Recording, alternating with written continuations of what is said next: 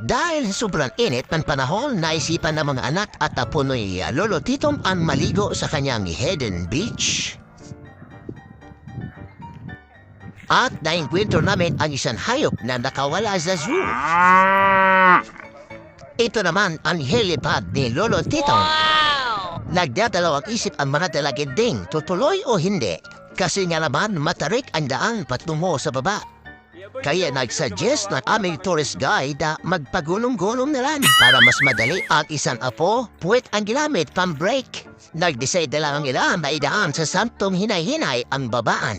At sa wakas, nakaapak din sila sa buhanginan, maluluba ang Boracay sa puti ng pebbles dito.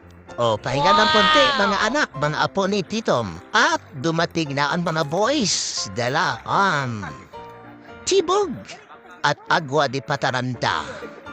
Ayos, si Tanhat para sa ligo portion.